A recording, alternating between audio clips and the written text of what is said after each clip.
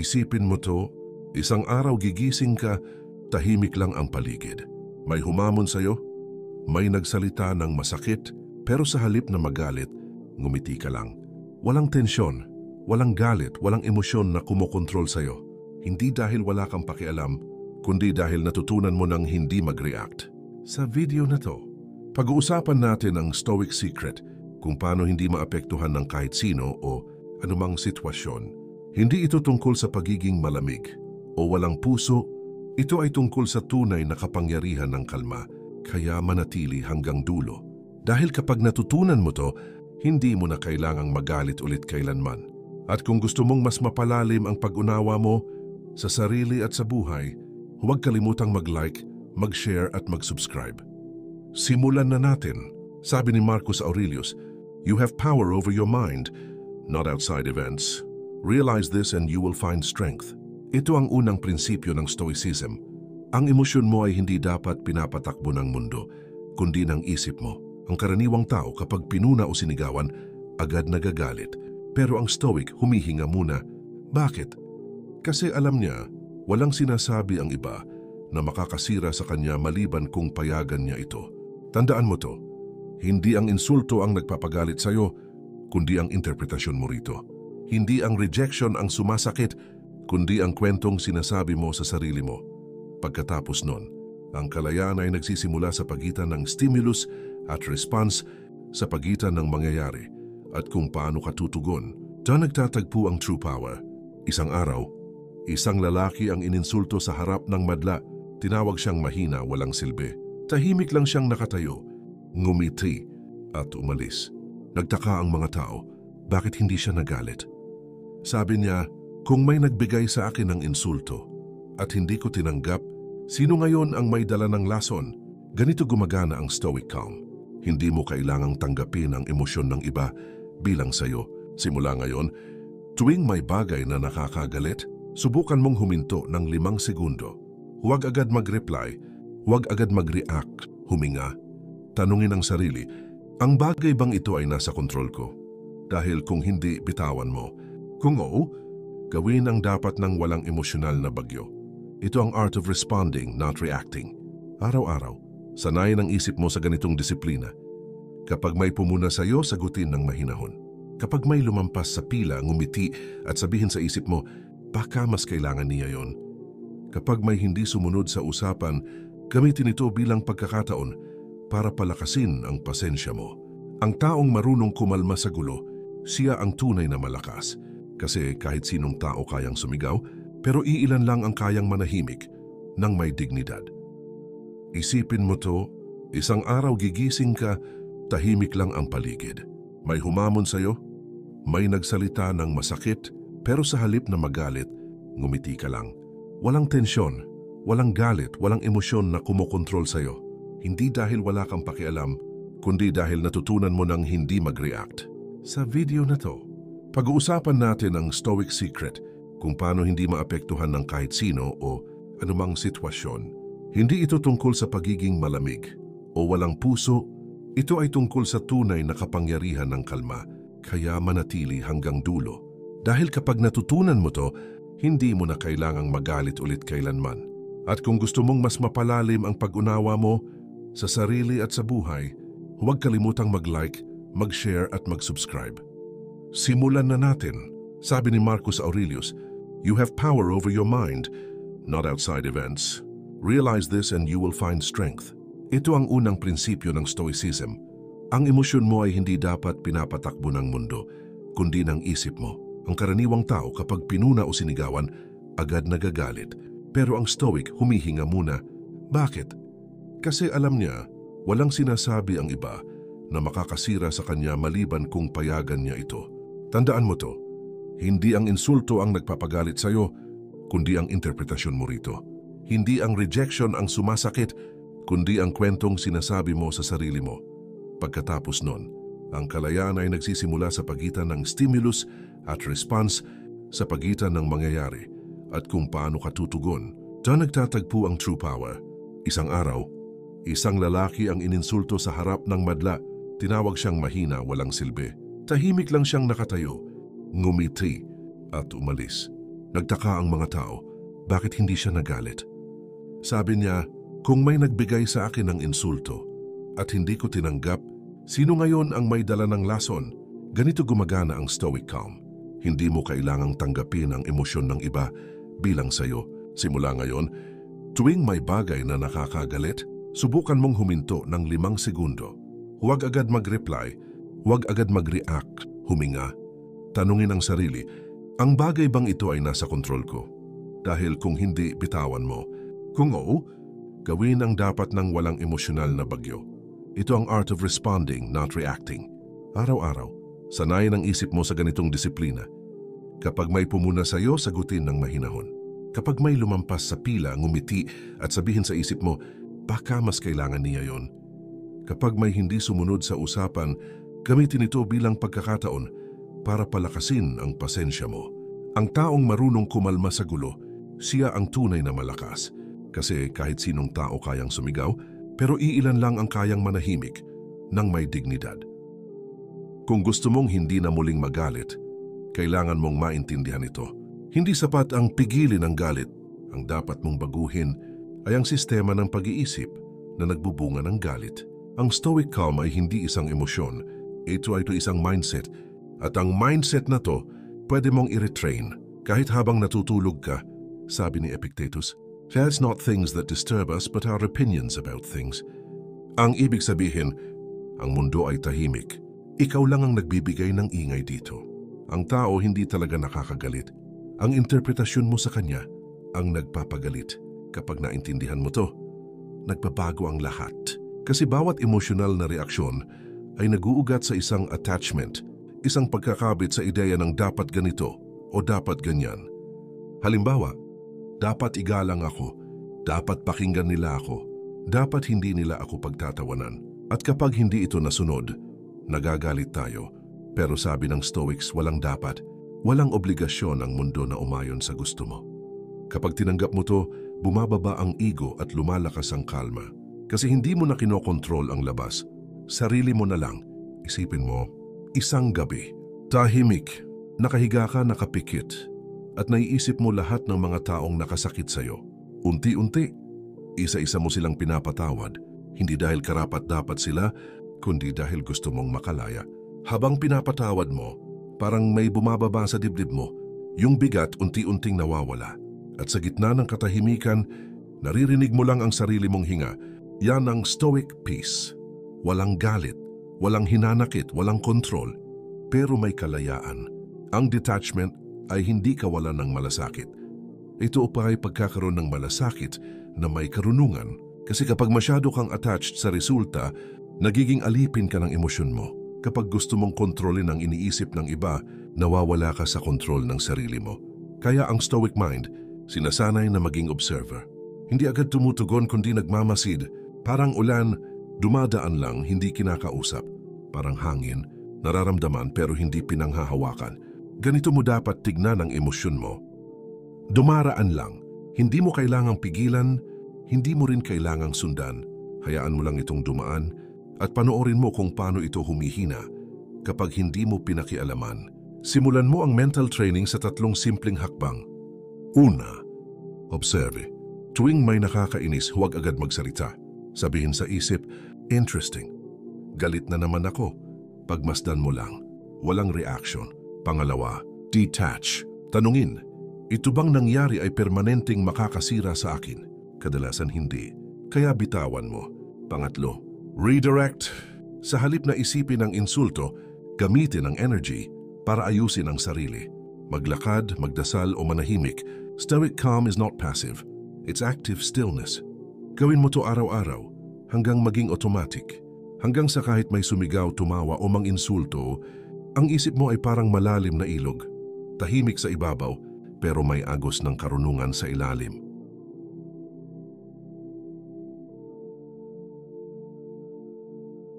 Isang batang alagad ang lumapit sa kanyang guro. Galit na galit. Guro, nilait nila ako sa harap ng lahat. Hindi ko kayang manahimik. Tahimik lang ang matanda. Kumuha siya ng basong tubig, sa kanilagyan ng isang kurot ng asin. Tikman mo, sabi niya. Napalakas niya rin sagot ng alagad. Malat. Ngumiti ang guro saka dinala siya sa lawa.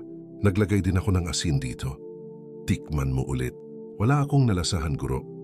Tumingin ang matanda sa kanya at sinabi, kung maliit ang isip mo, konting insulto lang maalat na ang buhay mo. Pero kung lawak ng lawa ang loob mo, kahit anong itapon sa'yo, mananatili kang payapa. Ngayon habang pinapakinggan mo ito, isipin mo lahat ng beses na nasaktan ka dahil sa sinabi ng iba. At sabihin mo sa isip, hindi ko na kailangang dalhin ito. Hindi ko kailangang magalit para mapatunayan na malakas ako. Ang tunay na lakas ay nasa tahimik na pagtanggap. Ngayon, habang humihinga ka ng dahan-dahan, isipin mo, ang kalmado ko ay hindi kahinaan. Ito ang ebidensya ng aking disiplina. Sa susunod na bahagi, pag-uusapan natin ang inner architecture ng kalma, paano binubuo ng Stoics ang isip na parang templo. Matibay, tahimik, at hindi kayang sirain ng anumang unos. Dito mo matututunan kung paano gamitin ang sleep programming at mental reframing para i-rewire ang subconscious mo sa Stoic stillness. Ngayon, i-reflect mo lang ito. Kung hindi mo kayang kontrolin ang mundo, bakit mo hahayaang kontrolin ka ng emosyon mo? Kapag hindi ka na naghahanap ng pansin, may isa pang mas malalim na kalaban na kailangan mong harapin, ang validation. Yung tahimik na boses sa loob mo na nagsasabing, gawin mo to para mapatunayan mo na tama ka. Magtagumpay ka para mapakita mo sa kanila. Magpursige ka para maramdaman nilang mali sila sa pagduda sa iyo. Pero kapag iniisip mo ng mabuti, kapag ang dahilan ng lahat ng ginagawa mo ay para lang mapatunayan ang sarili mo, diyan hindi ka talaga malaya. Kasi ang direksyon ng buhay mo nakadepende pa rin sa opinyon ng iba. The Stoics remind us, he who seeks approval is a slave to those who withhold it. Kung ang lakas mo ay nakabase sa papuri, madali rin itong mawala kapag hindi ka pinuri. At doon mo mararamdaman kung gaano karupok ang kaligayahang nakadepende sa validation. Lahat tayo gusto nating maramdaman na tama tayo. Pero minsan, kahit tama na tayo sa mata ng Diyos, hinahanap pa rin natin ang pagsang-ayon ng tao. Kaya kahit alam mo ng ginagawa mo ang tama, may maliit na bahagi pa rin sa puso mo na gustong marinig ang good job. At yan ang kailangang mong pakawalan. Ang kalayaan ay hindi lang tungkol sa pagsasarili, ito ay tungkol sa pagtanggap na hindi mo kailangang ipaliwanag ang lahat ng ginagawa mo. Kapag malinaw sa konsensya mo, hindi mo na kailangang humingi ng pahintulot para maging totoo. Ito rin ang turo sa pananampalataya. Ang paggawa ng tama ng walang halong pagpapakita o paghahangad ng papuri. Ito ang pinakamataas na antas ng kalinisan ng puso. Dahil kapag hindi mo na kailangan ng validation ng mundo, alam mong nakikita ng Diyos kahit ang mga gawaing tahimik mong ginagawa at sa tuwing inuuna mo siya, natatanggal ang bigat ng paghahangad ng pagkilala mula sa iba. Kapag natutunan mo ito, nawawala ang pressure na maging perfect. Kasi naiintindihan mong hindi mo kailangang patunayan ang sarili mo. Ang kailangan mo lang ay maging tapat. Hindi mo na kailangang ipakita na malakas ka dahil sapat na ang pagiging totoo mong marupok pero patuloy pa ring lumalaban. Sa Stoic mindset, ito ang tinatawag na apathiya, ang katahimikan ng isip na hindi naaapektuhan ng papuri o pangungutya. Hindi dahil wala ka ng pakiramdam, kundi dahil hindi mo na hinahayaan ang damdamin ng iba na magdikta ng halaga mo.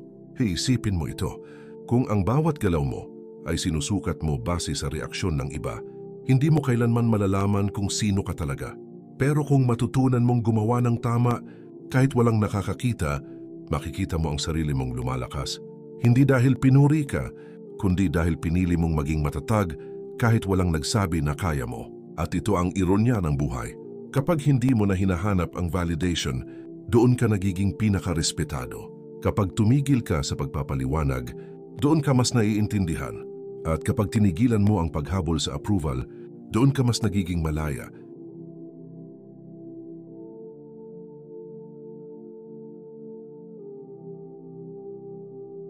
Sa mga naunang bahagi, napag-usapan natin ang kapangyarihan ng hindi pag-react at kung paano mag-detach sa mga emosyon. Ngayon, pag-uusapan natin ang susunod na yugto. Paano mo bubuin ang isipan mo na parang templo, matatag, tahimik at banal sa gitna ng kaguluhan? Kasi ang Stoicism, hindi lang filosofiya. Ito ay isang disiplina ng kaluluwa. Sabi ni Marcus Aurelius, people look for retreats in the countryside, by the sea, or in the mountains. yet you can retreat into yourself anytime you wish. Ang ibig sabihin nito, hindi mo kailangang lumayo para makahanap ng kapayapaan. Nasa loob mo na ito. Kung marunong ka lang pumasok, ang isip ng Stoic ay parang templo. Bawat paghinga ay parang dasal, bawat katahimikan ay parang pagninilay, at bawat galit na natutunan mong palayain ay parang pagbubunot ng damo sa loob ng hardin ng iyong kaluluwa. Hindi aksidente ang kalma. Ito ay araw-araw na paglinis ng isip. Isipin mo ang isang sinaunang templo sa gitna ng bundok. Sa labas, malakas ang ulan, may kulog, may hangin. Pero sa loob, tahimik. Ang mga haligi matitibay, ang sahig malamig at ang liwanag ng lampara ay steady, hindi nagagalaw ng bagyo. Ganyan ang Stoic mind. Habang ang mundo ay maingay, ikaw ay nananatiling payapa. Habang ang iba ay nagmamadali, ikaw ay tahimik na nakamasid.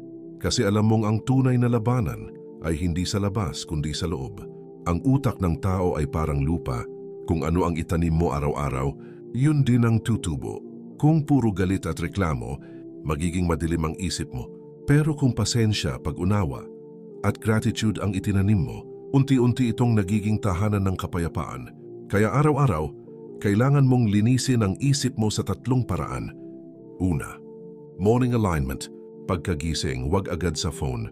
Sabihin sa isip, anuman ang mangyari ngayon, pipiliin kong manatiling payapa.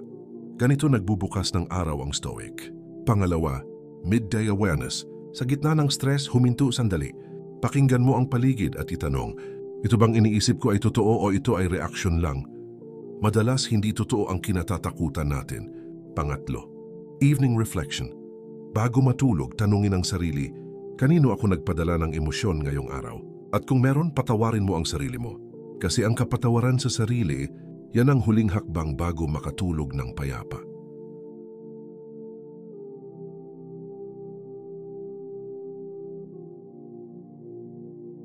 Pagpapraktikal na aplikasyon. Kung gusto mong maabot ang Stoic calm, gawin mong ritual ang disiplina. Hindi mo kailangang maghintay ng inspirasyon. Disiplina lang araw-araw. Kapag may taong bastos isipin, hindi ko kailangang magpababa para makasabay. Kapag hindi mo makuha ang gusto mo, isipin, baka hindi pa ito para sa akin ngayon. Kapag may problema, isipin, ito ay pagkakataon para lumakas ang isip ko. Sa ganitong paraan, bawat pagsubok ay nagiging pagsasanay. Bawat insulto ay nagiging aral at bawat araw ay nagiging pagsamba sa kalma. Isang sundalo ang tinanong kung bakit hindi siya natatakot sa gitna ng digmaan. Sabi niya, kasi bawat umaga, namamatay na ako sa isip ko. Kaya anuman ang mangyari, hindi na ako natataranta. Ganito ang Stoic training. Handa kang harapin ang lahat dahil tinanggap mo na ang lahat bago pa man ito dumating. Ang isip mong handa hindi natitinag, ang pusong disiplinado hindi nagugulat, at ang kaluluwang payapa hindi na nagmamadali. Ngayon gusto kong gawin mo ito bilang mental ritual. Bago matulog, sabihin mo sa isip mo, hindi ako magre-react bukas, hindi ako alipin ng emosyon ko, kalma ang pipiliin ko. Habang inuulit mo ito, unti-unting nare-rewire ang subconscious mo. Parang tinuturuan mo ang isip mo na piliin ang katahimikan sa halip na kaguluhan. At habang lumalalim ang paghinga mo, ang galit ay nawawala, ang inis ay natutunaw, at ang isip ay bumabalik sa payapang sentro nito. Ito ang Stoic meditation, simple pero makapangyarihan. Ito ang dahilan kung bakit kaya nilang manatiling kalmado kahit sa harap ng kamatayan. Sa huling bahagi ng seryeng ito, pag-uusapan natin ang final transformation, paano maging emotionally untouchable. Hindi dahil wala kang nararamdaman, kundi dahil may disiplina kang mas malalim kaysa emosyon. Doon natin tatalakayin ang ultimate Stoic state, stillness as power. Ang estado kung saan ang kalma mo ay nagiging inspirasyon ng iba. Narating mo na ang dulo ng paglalakbay. Mula sa pag-react, natutunan mong huminga. Mula sa pagkapit, natutunan mong magbitaw. At mula sa gulo, natagpuan mo ang tahimik na puwang kung saan nagsisimula ang tunay na kapangyarihan. Ito ang estado ng stillness. Hindi lang ito kapayapaan. Ito ay lakas na hindi kailangang ipakita. Sabi ni Seneca, he who is calm disturbs neither himself nor another. Ang taong tahimik, hindi nagdadala ng gulo. Kasi alam niya, walang panalo sa sigawan, walang tagumpay sa away, at walang kapayapaan sa paghihiganti. Ang stoic stillness ay hindi kawalan ng emosyon. Ito ay mastery ng emosyon. Kaya mong maramdaman ang sakit, pero hindi ka na winawasak nito. Kaya mong marinig ang insulto, pero hindi mo na kailangang sagutin. Kaya mong masaktan, pero hindi mo na kailangang manakit pabalik. Yan ang tunay na emotional power. Isipin mo ang dagat sa madaling araw. Tahimik, kalmado, halos walang alon. Pero sa ilalim, may puwersang hindi mo nakikita. Ganyan ang kalmadong tao. So, hindi maingay pero malalim. Hindi agresibo pero matatag. Hindi nagpapakitang malakas pero hindi kayang galawin ng kahit sino. Ang mga tao sa paligid mo ay parang hangin. Minsan malamig, minsan mainit. Pero kung ikaw ay dagat, hindi mo kailangang makipag-agawan sa direksyon ng hangin. Manatili ka lang sa lalim mo at lahat ng unos ay dadaan lang. Ang pagiging emotionally untouchable ay hindi tungkol sa pagiging apathetic. Ito ay tungkol sa malay na pagpili. Kung sino at ano ang bibigyan mo ng access sa loob mo. Hindi lahat ng laban kailangan salihan. Hindi lahat ng opinyon kailangan sagutin. At hindi lahat ng tao dapat pasanin. Ang karunungan ay nasa pagpili. At kapag natutunan mong mamili ng reaksyon mo, nagiging malaya ka. Freedom doesn't mean doing what you want. It means not being controlled by what you feel. Sa mundo kung saan lahat nagmamadaling mag-react, ang marunong manahimik ay hari. Pagpapraktikal na aplikasyon para manatiling emotionally untouchable. Ito ang 3 disiplina ng Stoic Power. Una, disiplina ng pagmamasid. Bago mag-react, tanungin, ano ang totoo rito? Madalas, hindi insulto ang problema, kundi kung paano natin ito tinitignan. Pangalawa, disiplina ng pagpipigil. Hindi lahat ng iniisip kailangang sabihin. Hindi lahat ng naramdaman kailangang ipakita. Ang taong marunong tumahimik, mas malakas kaysa sa taong laging tama. Pangatlo, disiplina ng pagtanggap. Tanggapin ang buhay bilang guro, hindi bilang kalaban. Lahat ng sakit may dala nitong aral. Lahat ng kahirapan may binubuo nitong karakter. Kapag nasanay ang isip mo rito, kahit anong insulto o kaguluhan, parang ulan lang na dumadaan sa marmol. Walang bakas, walang epekto. May isang matandang Stoic philosopher na tinanong, paano mo nasisikmura ang mga taong bastos at walang respeto? Ngumiti siya at sinabing, bakit ako magagalit sa isang taong hindi pa nakakaintindi? Ang doktor ba ay nagagalit sa may sakit? Dito mo makikita ang tunay na wisdom. Ang taong nakakaintindi, hindi na nagagalit. Kasi alam niya, ang bawat taong magaspang ay produkto lang ng sariling sugat. At kapag ganoon mo na tinitignan ang mundo, imposibleng manatili kang galit dahil ang puso mong tahimik ay nakakaunawa, hindi nagmamalaki. Kapag tahimik ang isip, doon naririnig ng kaluluwa ang gabay ng may likha. Kasi sa katahimikan, hindi ka lang stoic, nagiging mapagpasalamat ka, mapagpatawad at mapayapa. Ang stoic stillness ay hindi lang filosofiya, dito may pagsamba. Isang anyo ng pasasalamat sa Diyos na binigyan ka ng kakayahang pumili ng reaksyon. At sa bawat pagkakataong pinili mong manahimik, pinipili mong maging instrumento ng kapayapaan. Ngayon isipin mong may taong mang-away sa iyo bukas. Sa isip mo, pakinggan mo siyang sumisigaw, pero ikaw ay tahimik lang. Tinitingnan mo siya at sinasabi mo sa isip, hindi ko kailangan patunayan ang sarili ko. Hindi ko kailangang bumaba para lang manalo. Ang kalma ko, yan ang tagumpay ko. Ito ang rehearsal ng Stoic Mind. At habang ginagawa mo ito araw-araw, ang isip mo ay nagiging parang batong makinis, hindi nasusugatan ng anumang salita o galaw. Ang emosyonal na kalayaan ay hindi nangyayari sa isang gabi. Ito ay bunga ng araw-araw na pagpili. Piliin mong maging kalmado sa gulo, maging mapayapa sa ingay, at maging matatag sa kahinaan. At kapag dumating ang araw na may gustong sirain ang kapayapaan mo, ngumiti ka lang at isipin, hindi mo kayang galawin ng dagat dahil hindi mo kayang hawakan ang lalim ko. Yan ang stoic calm. Yan ang tunay na kapangyarihan. Ngayon alam mo na kung paano ito ilalapat sa buhay mo. Huwag mo lang pakinggan, gawin mo. At kung nagustuhan mo ang nilalaman ng video na ito, i-like, i-share at i-subscribe para mas marami pa tayong mapag-aralan. Maraming salamat.